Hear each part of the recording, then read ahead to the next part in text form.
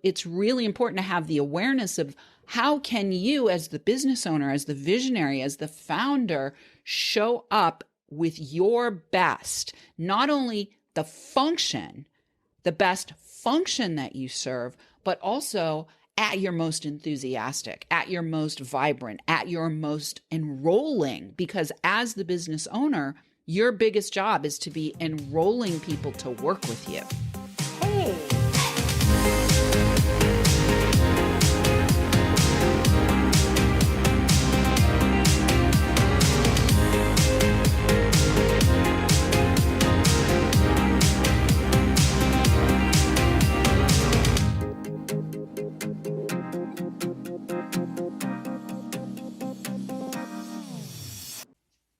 Everybody, welcome to another episode of the most wonderful real estate podcast ever. I am super excited to have you on the call with us today. And this is another inside the minds of today's millionaire. So we have a really great guest for you today, and you're really going to love her. So I am Dwan Twyford, America's most sought after real estate investor. And I'm just really happy that you're here today. Now, our motto at Dwanderful is people before profits. So if that is something that resonates with you, you are at the right place, because we want to help you have the edge and the competitive edge over everything that you do in life. So you're at the right place. And today I have a really great guest. I'm super excited to bring her to you. Her name is Anjel Hartwell. So how are you today, Miss Anjel? I am fantastic. Before we got on, I was out in the woods having a great walk and walked right by a big woodpecker, and it was awesome. Oh, wow. What a nice way to start your morning. Yeah, it was Nice wonderful. way to start your day.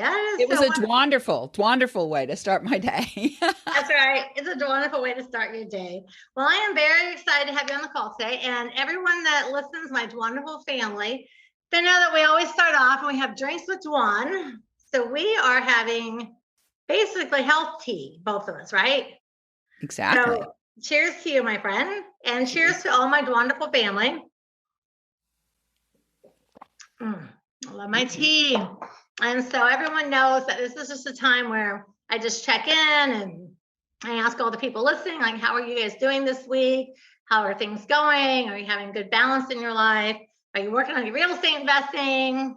And so let's just all take a deep breath and just kind of shake off whatever you got going on and open your mind and just prepare for listening and learning and laughing and having a great time with me and Miss Anjel. And so with that, how are you doing this week? Well, this week has been an interesting and kind of neutral week. You know how some weeks you're having like all kinds of things happening, and then other weeks are kind of everything, like the white water has slowed down kind of thing, Yeah. but it's still moving. Do you know what I mean? Yeah, I do. Yeah. So this is a week of kind of steady movement in a forward direction. I'm really excited about springtime. I love the springtime. Yeah. I love the warm weather. So I feel myself like I'm starting to flower, just like the trees outside my window. And I'm flowering and leafing out this week. Wow, I love that. Wow, that's really just super great that you're having such a good week like that. So as everyone knows that listens on the regular basis, our goal of the call is to dig inside of your brain and find out what sets you apart. So let's just say we have a whole bunch of people that are right here and they're all doing okay, but they can't figure out how to get up here. So there's something in the minds of people that are up here that these folks might be missing or haven't realized it yet. Yeah. So we want to help people recognize what's keeping them here when they want to be here. And so we like to just dig in and see what you got going on inside that beautiful head of yours. Thank you. Well, the first thing that comes to mind, Dwan, is I'm actually in a lot of groups on Facebook and I'm in Clubhouse and I'm doing a lot of speaking myself and I'm looking also at my own business and my own business model all the time. And I'm helping clients all the time to develop a business model that works for them. And one of the things that's interestingly up this week in the kind of the collective is, the idea of being plateaued at a certain level, right? The idea of being plateaued at a certain level and then wanting to or filled to or inspired to move to a different level. I mean, you and I just had that conversation in the green room about you need to up your game. You said it yourself. You need to up your game. And so when we are saying those things, we need to up our game or we want to go to the next level or we're called in a new direction or whatever that is, we're starting to recognize, we're plateaued. And one of the things that I have come to understand for myself is there's actually a few things I want to share about this. Okay. The first thing I want to share is I've discovered that everything I did to get to where I'm at right now, everything that I am doing to perpetuate staying where I am right now has to be assessed. And oftentimes I need to cut away 80 to 90% of what I did to get to, X spot. So, for example, back in 2008, 2009, when I got into the professional and personal development and adult education space and started consulting with people all over the world, pretty quickly I hit a 5-figure mark. And then within a year, I hit the 6-figure mark. Wow. And I realized going from 40,000 to 174,000 in that first year in revenue, I realized that I had to stop doing so many of the things that I had done to get to the 5-figure level, because to get to the 6-figure level, it required a different structure, it required a different mindset, and it required me to let go of what I thought I needed to do. So the second thing is, how did I do that? Well, I hired somebody to help me. You delegated. Right? I hired people to delegate things to, number one, but I also hired somebody to help me who was already at the 6-figure level to give me insights about things that I didn't see or I didn't know or I just, didn't understand about my own operation, as well as about the most efficient way forward. Like if you're really being called to go to that next level, like what's the most efficient, most effective way forward? And people who are there have carved a path. Now, that's not to say that their path is going to be your path. And this is something that's interesting when we do start investing in getting support and getting help. Part of that journey is also staying true to your own values. So sometimes somebody might get to a certain level, but their value system, once you get in bed with them, you discover that their value system is not aligned with yours. So then it's your job I hear you. then it's your job to get out of bed. So those are a couple of things that are like just really present for me around this idea of moving to the next level right now. So before we dive super deep into stuff, I want you to tell everybody sort of like what you're called, your company, and how they can get in touch with you. So I want to make sure everybody has a way to get in touch with you. And we're going to also give out your information again. And then also everybody listening, it'll be in the show notes. So you must reach out and get involved with Anjel.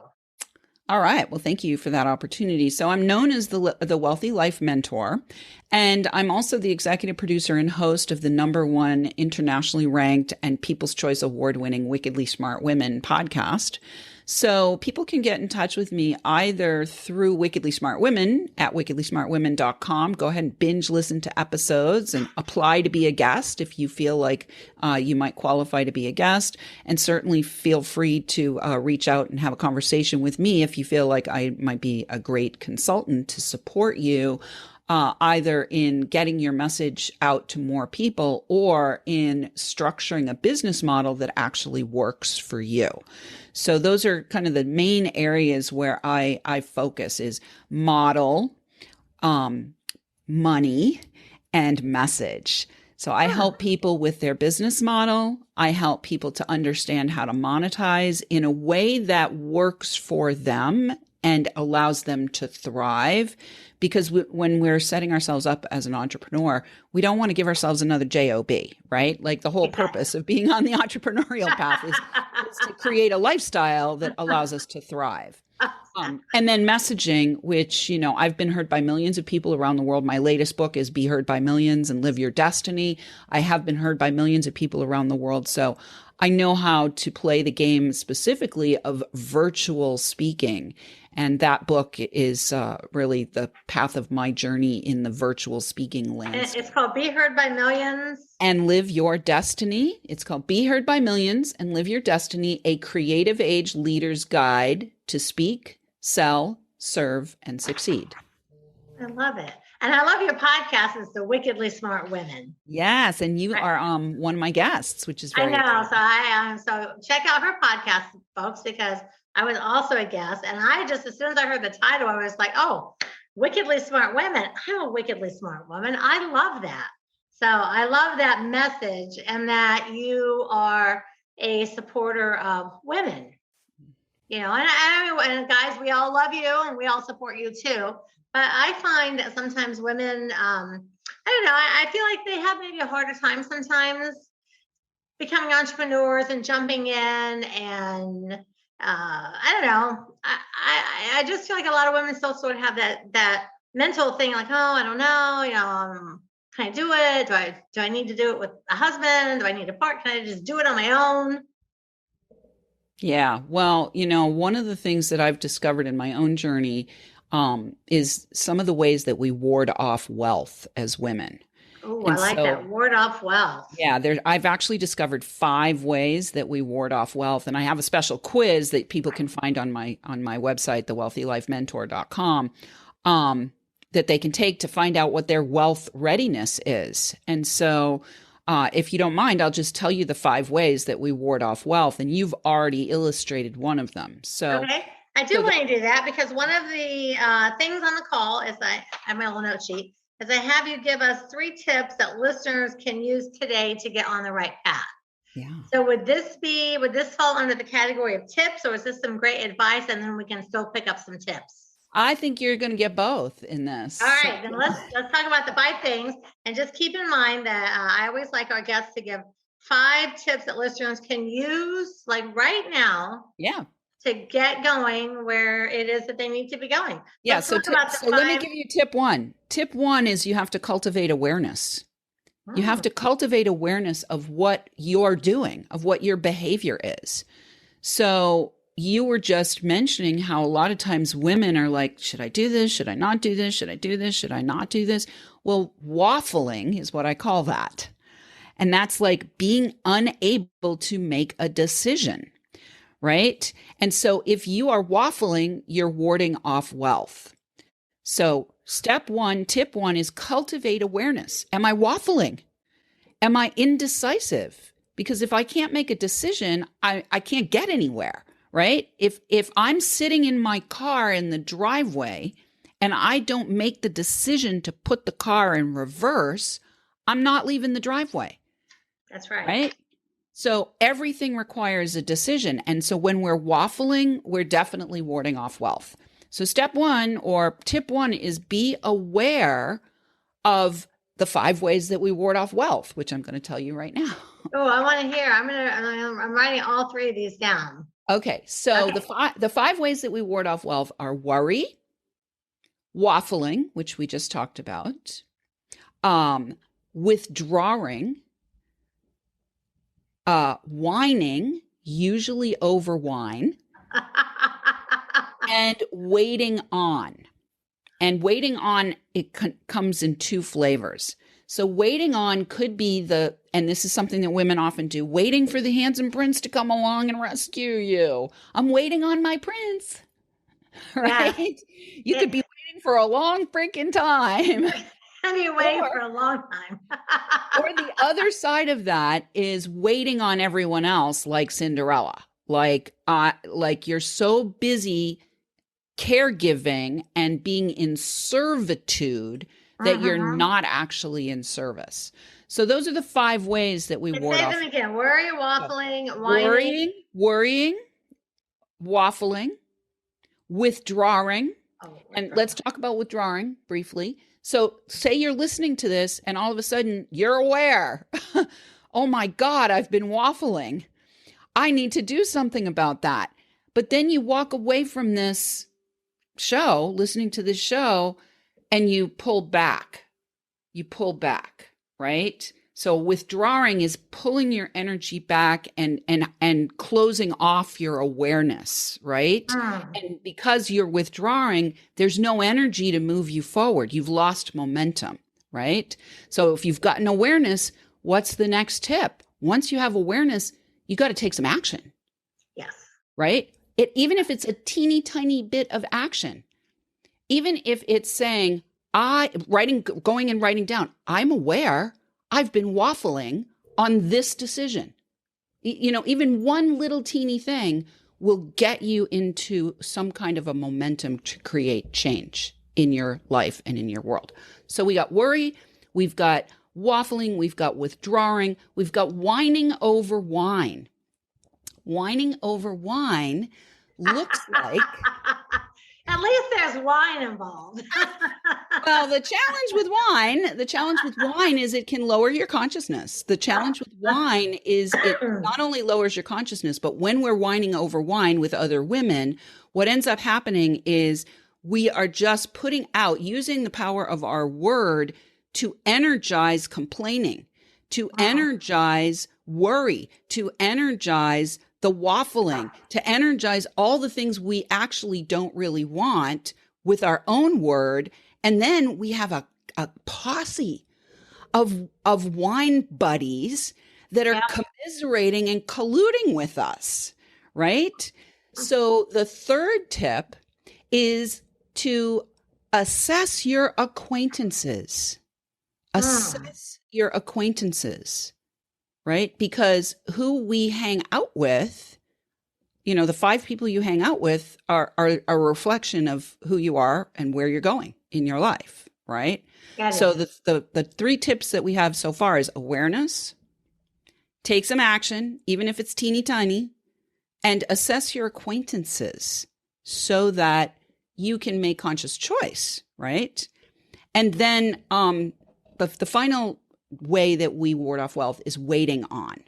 So one way to stop waiting on, whether it's waiting on the handsome prince to show up or waiting on everyone else, when you're waiting on everyone else, you are actually in a trauma response. I learned just last year. Really? We talk a lot about fight or flight. Oh, yeah. And I learned just last year that fawning is another part of the fight, flight, freeze. It's fight, flight, freeze, and fawn. So when you're fawning, when you're in that kind of servitude, like, oh, let me just take care of everyone else kind of thing, that's actually a trauma response. And that requires support to get that trauma response neutralized and healed so that you can actually engage in relationship with other people in a way that is an authentic partnership rather than this superior, inferior kind of relationship that ultimately doesn't serve. Does this make sense? It makes perfect sense. It's funny because when you talk about all of those things, at one time or another, I have done all of those. Mm-hmm.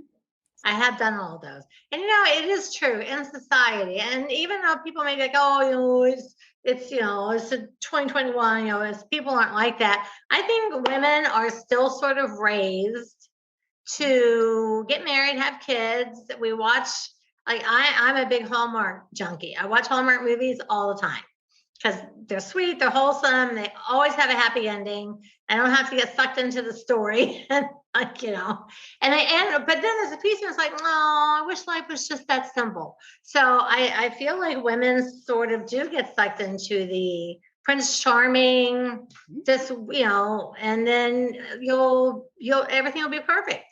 But, it doesn't always work out that way. I mean, my husband is my third husband. So I went through 2 Prince Charmings before this one. I have 2 husbands myself. And, I had to, and when I did actually step up and start making everything work, I was single with a baby and there was no Prince Charming. And in fact, I was in a man-hating phase there for a while.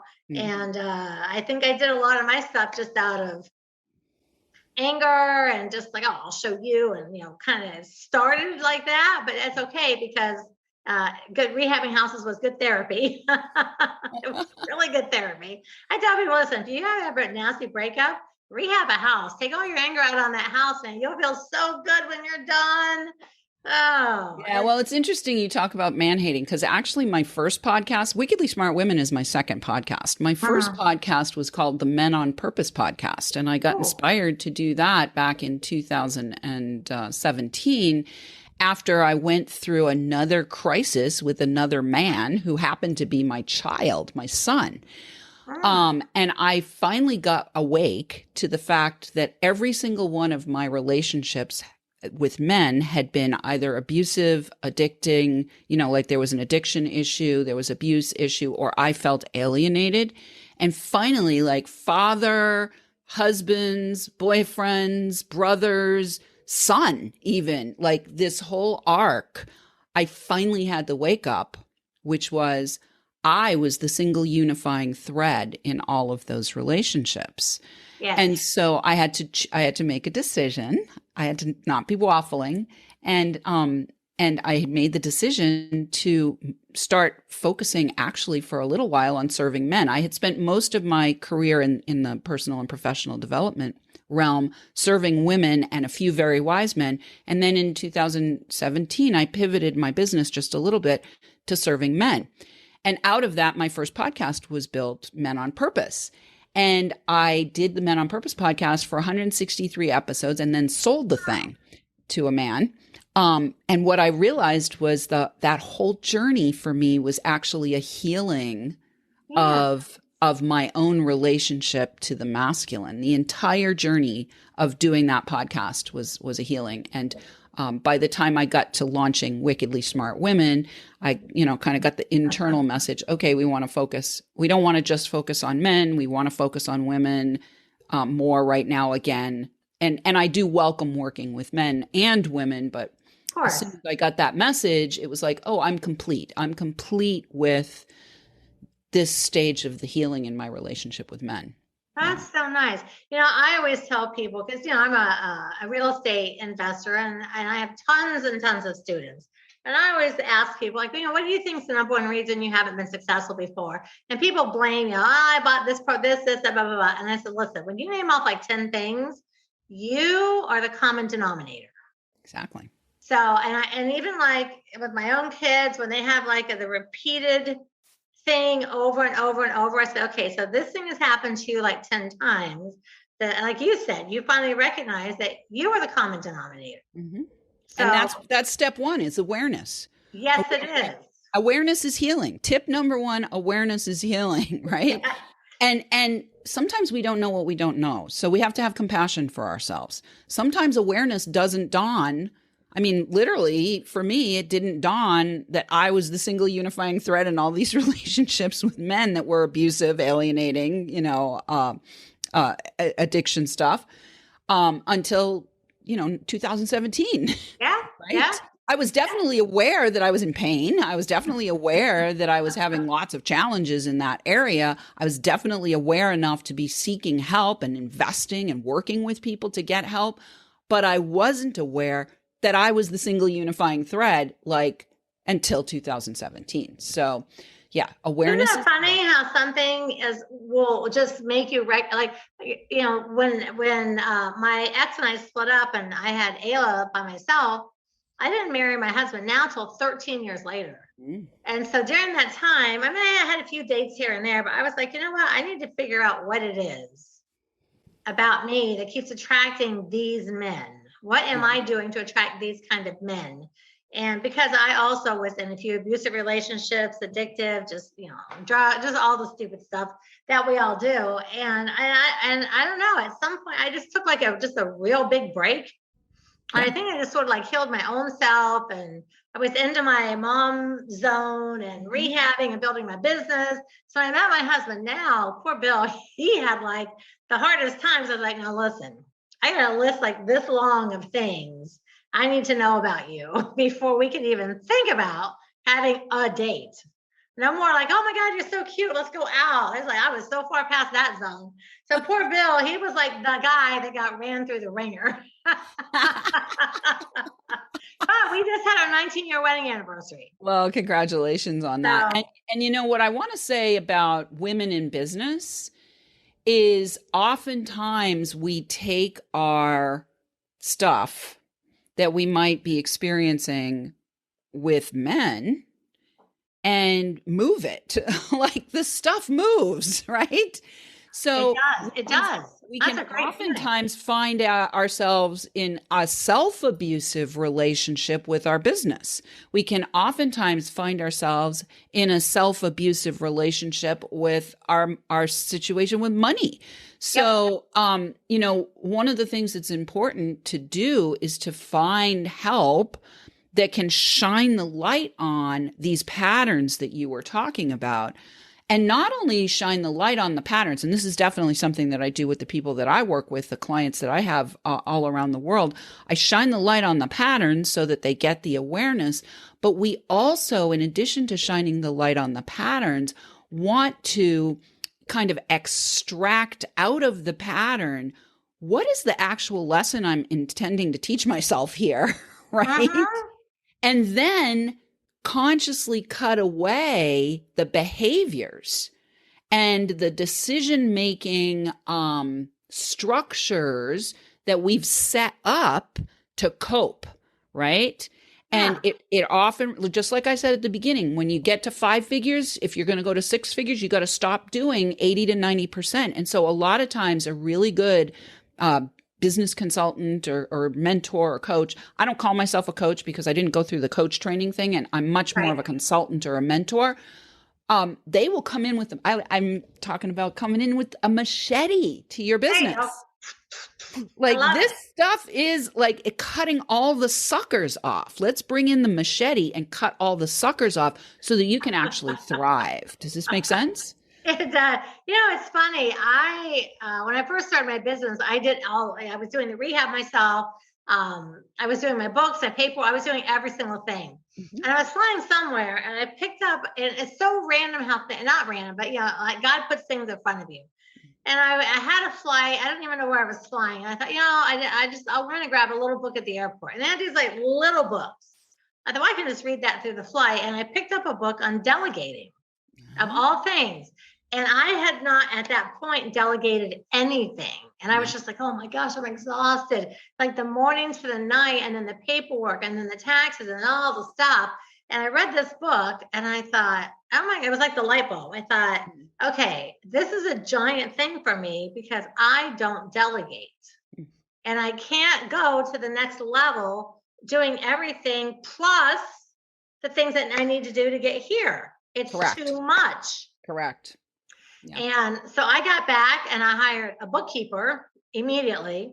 Yeah. And I hired what I called a transaction coordinator, someone to handle the paperwork. I get a contract with a homeowner and all the paperwork necessary to get it to the closing. And I hired a few people, which was scary because I thought, well, what if I can't pay them every week? Exactly. There's the worry. There's the worry. I have to be accountable to pay these people because now they're relying on me for their income. Mm-hmm. So yeah, it was through all that. So the first person I hired, I was terrified. I was like, oh, what if I have a bad month and I can't pay her? And like, she's a mom. And so yes, I went through, but I tell you what, after I delegated, like the very next year, I was able to crack $1 million. Correct.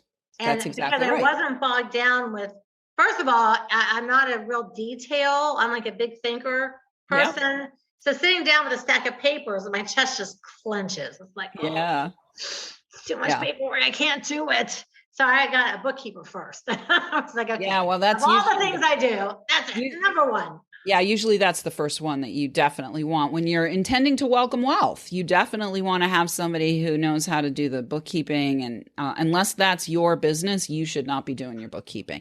And what I want to say here, Dwan, is again, sometimes we transfer our inner angst Uh-huh. into our relationships in our business. So you just perfectly demonstrated how Yeah. you worried. There was worry. And while, obviously your worry was not at such a level that it was actually warding off wealth, I wonder what would have happened if you were just like, I'm hiring a bookkeeper. And I know just as a result of hiring this bookkeeper and freeing up my time, there's of course going to be more than enough to cover their expenses, Yeah. right? And so that alone, just dissolving the worry is Yeah. going to amplify your ability to attract more great clients and to really serve in the way that you best serve. And a lot Uh-huh. of times people don't understand themselves, right? Right. So I help them, like I said at the beginning, with model to get really clear on what's the business model that's going to best serve you. Are you somebody who needs to be on the go all the time? Is that like your natural thing? Well, your business model may be different than somebody who actually really requires, in order to be at their very best, a lot of downtime. And Yeah. everybody's different. And so it's really important to have the awareness of how can you, as the business owner, as the visionary, as the founder, show up with your best, not only the best function that you serve, but also at your most enthusiastic, at your most vibrant, at your most enrolling. Because as the business owner, your biggest job is to be enrolling people to work with you. Yep. Yeah. Yeah, it's so true. And it is so true. You would be such a great mentor for real estate investors, really. Well, I used to be in real estate. I mean, I spent my first 20 years of my career was in real estate, Juan. I'm happy to have a conversation with you to see if we can collaborate in some Yeah, way and walk in honestly. partnership. Yeah. Yeah, I seriously, because all the things that you say now, and I don't know, so and I don't mean to like separate the men from the women, but I just know with my experience of having thousands of students over the decades, that the men are more just like they just I'm just gonna tromp forward and conquer everything, and the women are the ones I find myself having to encourage more. Sure. And I guess it is sort of that Prince Charming. Do I need a partner? Can I do it by myself? And it's like I started by myself, did it by myself, and then when it came time for a husband, I was like, do I Yeah. want to be Well, in business with this person too? I think we want to be careful not to generalize all women or all men, because I actually gave this talk about the 5 ways that we ward off wealth on a podcast a little while ago. The guy who ran it, it was called Real Men Feel. And when I got to the part about whining over wine, I said, well, I use whining over wine when I'm specifically speaking to women, because most of the time it's women whining over wine. So with men, let's call it belly aching over beer. Or beer. And I got such a response from him and his co-host to all of these things. This was illuminating for me. This gave me awareness that men also resonated with these 5 ways that we ward off wealth, but they may not be showing it. Yes. They may not be showing it. And I think that the masculine energy, whether you're there are a lot of women who are highly masculinized. I would say you and I fall in that category. Oh yeah, right? for sure. We were actually socialized to be masculinized. If you came up in the late 70s, 80s, 90s, Yep. women were really socialized to be highly masculinized, and our work is to like peel away some of that masculinization and soften up a little bit, right? Yep.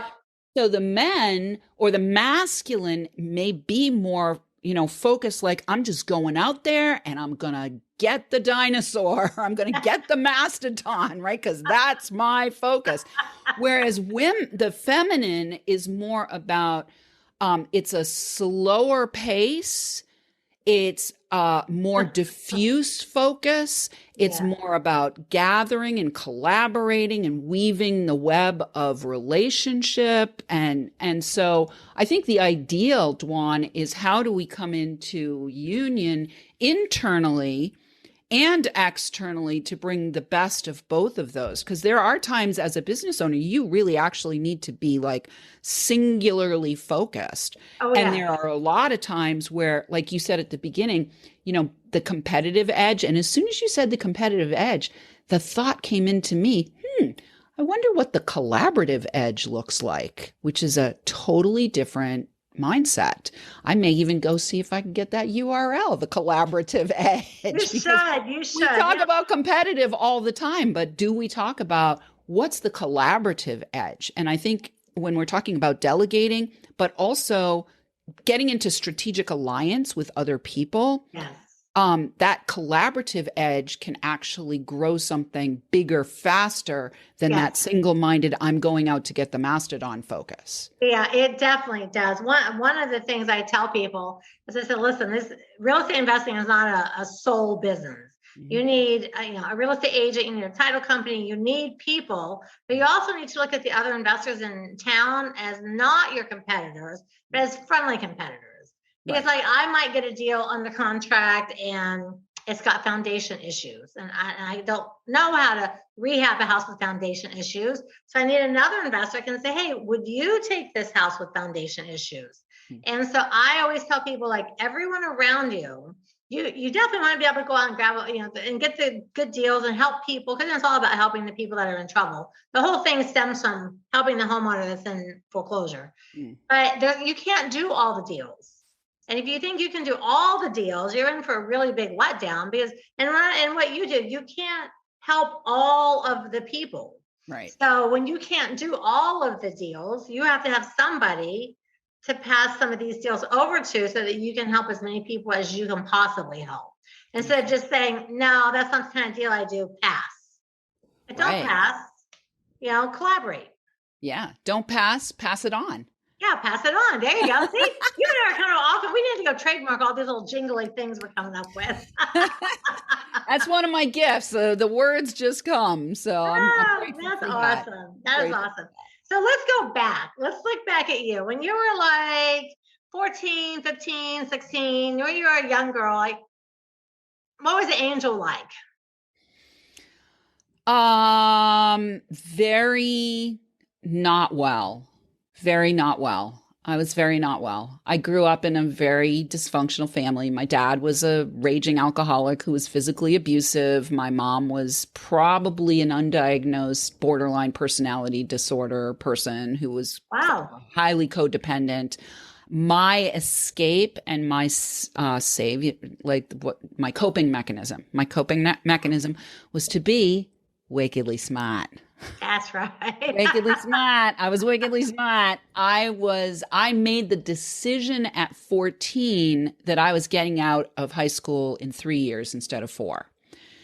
And at 14, I made the decision to approach the school and how you could do that, because you needed 4 years of English. Yeah. So they made the accommodation for me to take freshman English and sophomore English at the same time during my freshman year. And so by the time I was 17, I did graduate a year early, 27th in a class of, or 24th in a class of 127.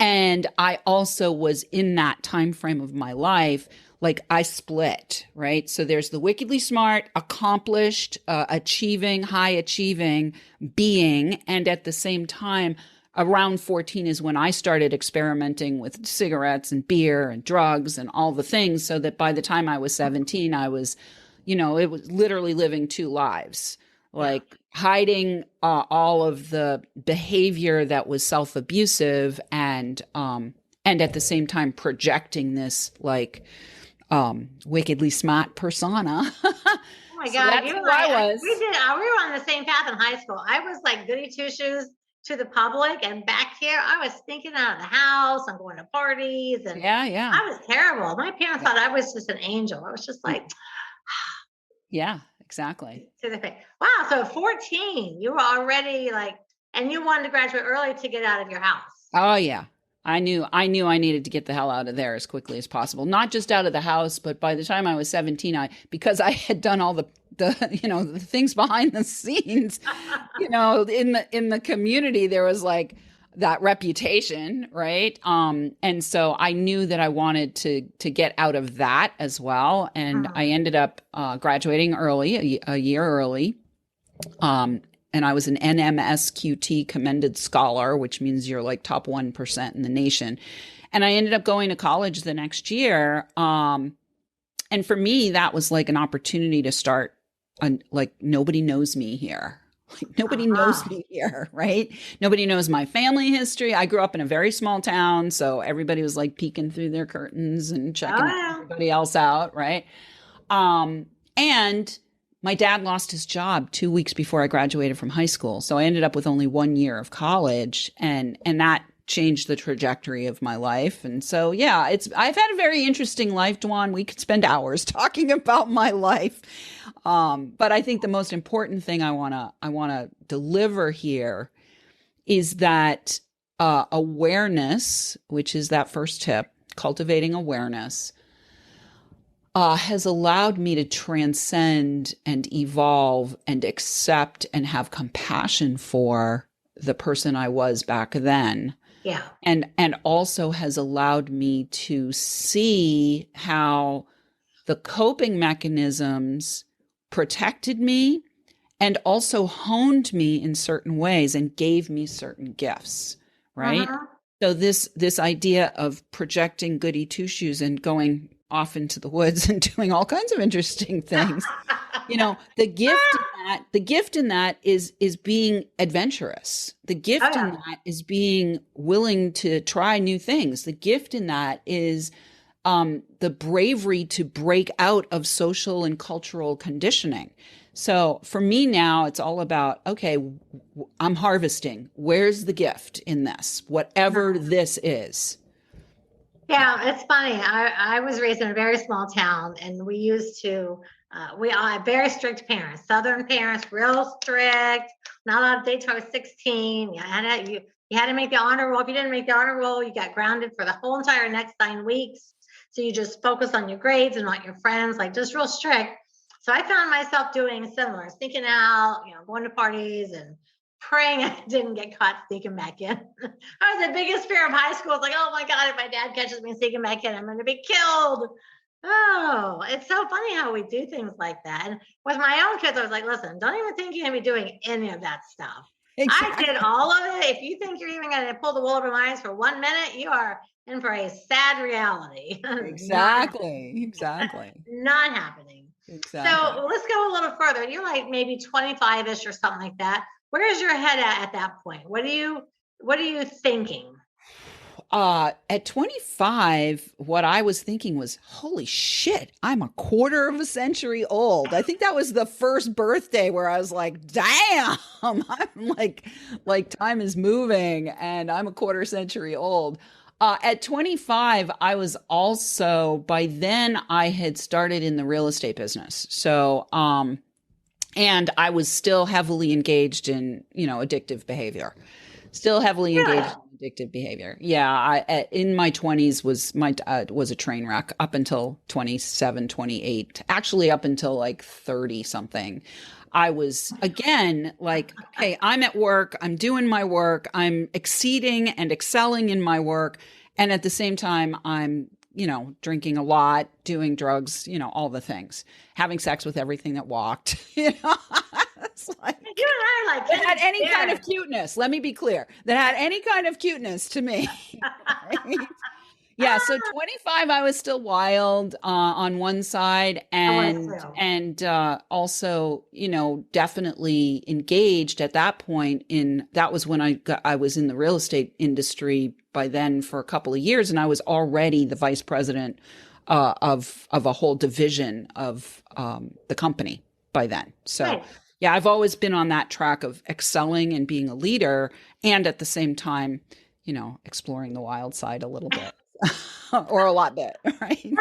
Well, you and I are not that different in age. I think you're 58. So I was very in my 20s. It was the 80s. Like everything was just so right at your fingertips, you know. So Mhm. I was crazy. I look back and I'm like, oh my Lord, I was so wild that whole decade. Like really. I didn't straighten up until I got married and started having kids. And now I was gonna be like, the Susie Homemaker. like Susie Homemaker, exactly. Yeah. So it was very different from here to here. It was a really big different thing like that. So you were a real estate, so you were a real estate agent. Yeah, actually, I was working for a company that managed common interest communities. So we managed. When I was vice president of the division, I was in charge of 3,000 units in 20 different communities, and I was running Wow. 20 different board meetings a month and doing newsletters. It's funny. I was thinking about it last night about cutting and pasting, because back then we actually cut out the Yes, we text did.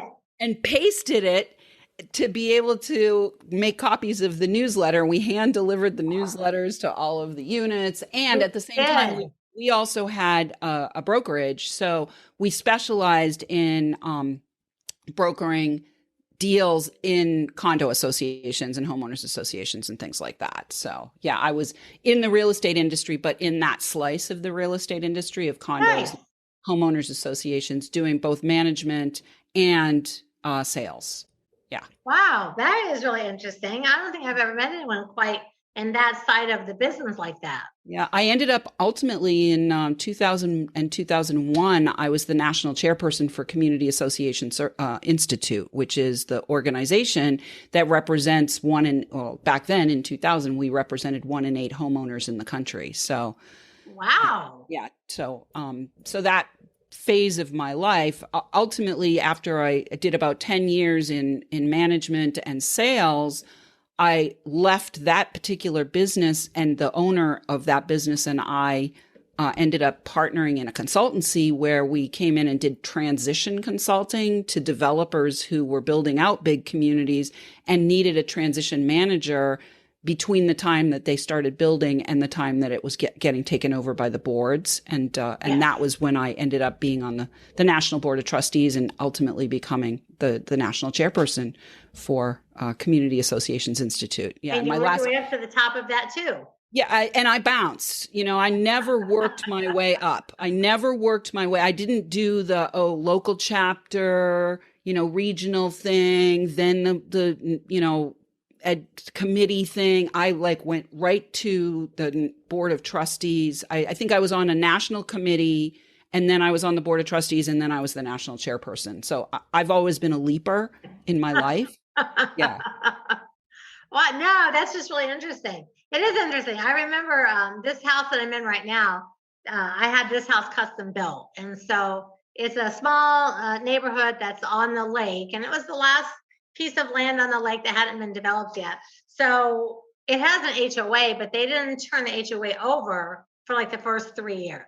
Right. And And then all of so a I sudden, would have been doing that transition management. yeah, and it's interesting because we're all living in here, and it started off. I mean, for a year, there was just my neighbor and I. We were the only 2 people on the whole street because they were building over on the other side.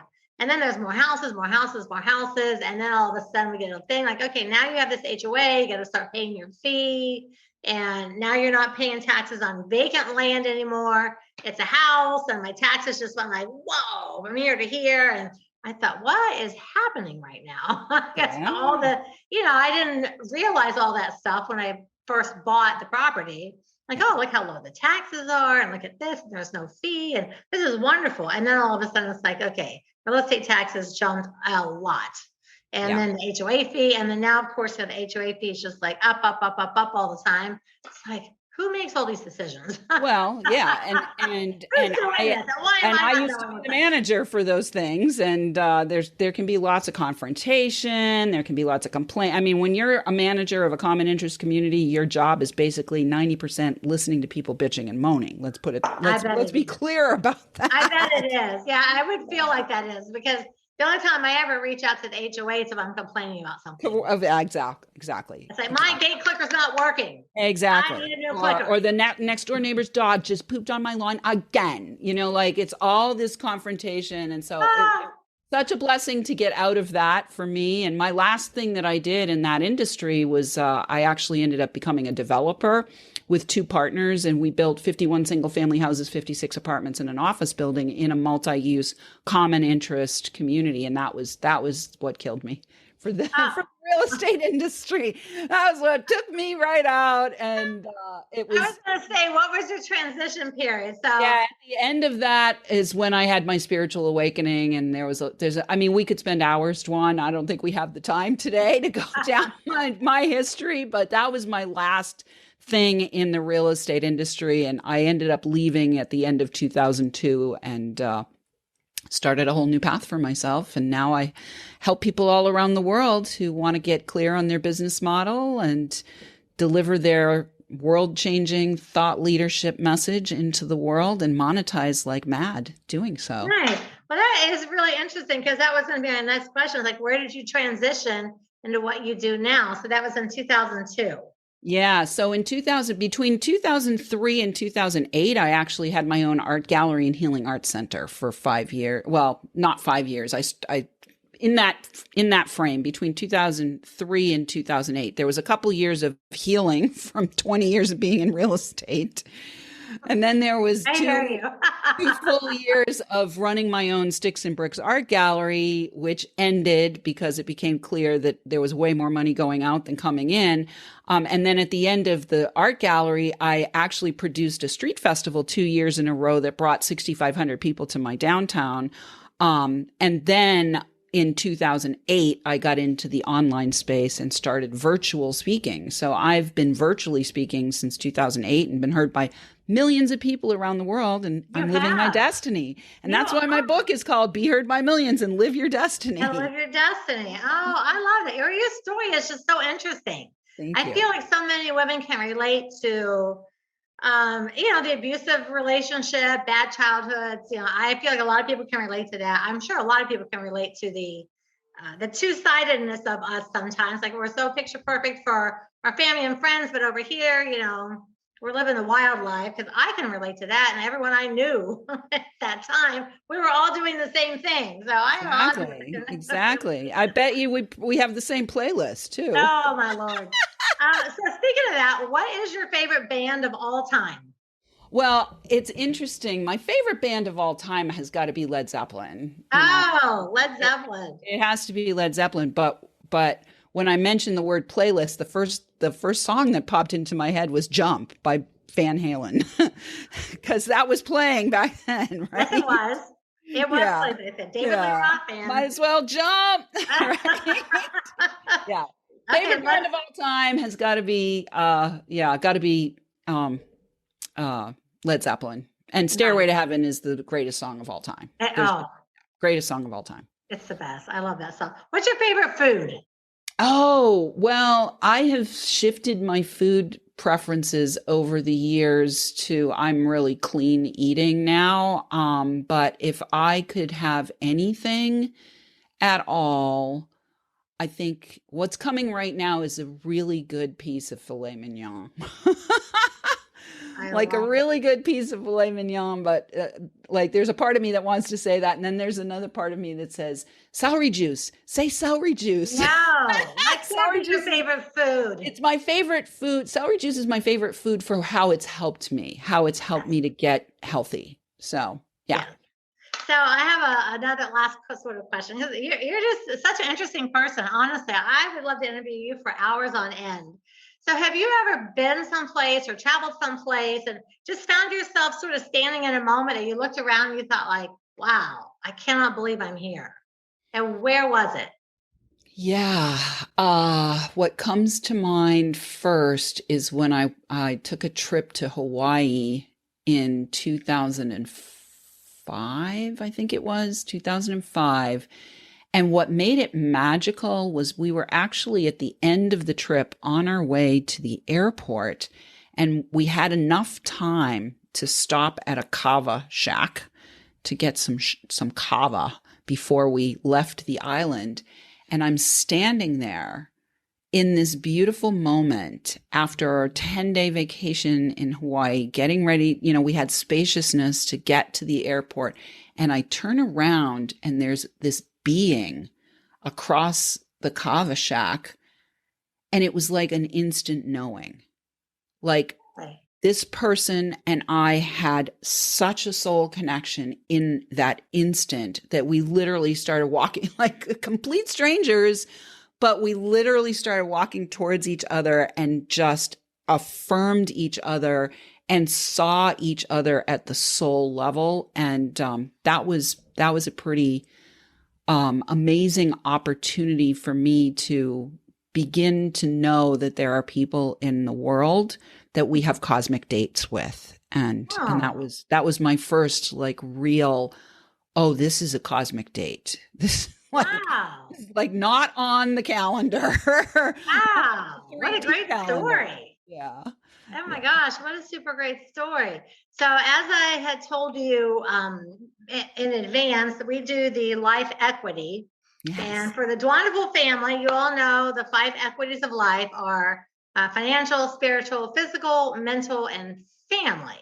And so at the end of every call, I always give everyone an equity and an assignment. And I always ask my guests to do the same for us and honor us with that. And I always wait, and I don't want to know what it is until you say it, because I want to also have a reaction to it. So what is the life equity and what is our assignment?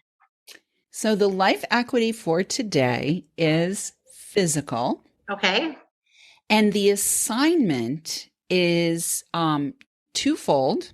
Okay. The assignment is to stand up at least once a day and move your hips in a sexy, fluid way, regardless of whether you're a man or a woman. Use like the figure 8 as a pattern.